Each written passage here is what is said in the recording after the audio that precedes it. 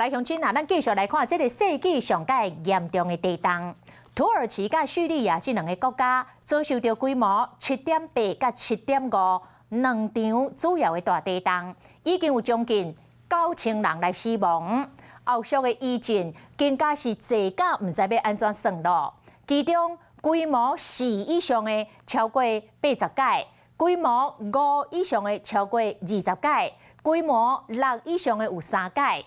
这余震，互灾区本地就已经真脆弱的建筑更加脆弱。更较害的是，土耳其的民间救援组织讲，受灾区有高达10个省。这个受灾的所在实在是太快了，看甲唔知要为倒位开始来救起才好。土耳其的政府已经来宣布，这10个省进入到紧急的状态。德国的红十字会嘛讲，这届的地震受灾的程度超过任何一个国家事前预防所会当准备的能量，真正需要国际社会伸出着援手。目前已经有70外个国家派救援队到灾区来救援。接落来新闻，咱就来看土耳其的港口，这个货柜和地震摇甲导火，大火连续2天，才总算来拍花。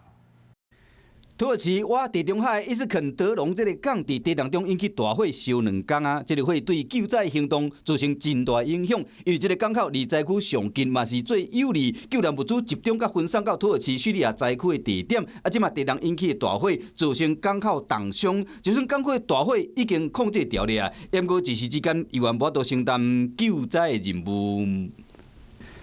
规模7.8甲7.5的大地震破坏力有偌恐怖？透过卫星相片前后做比对，敢若几十秒尔，土耳其人口真集中的所在，随变做平地，有真个建筑物袂输骨牌同款安尼倒落去。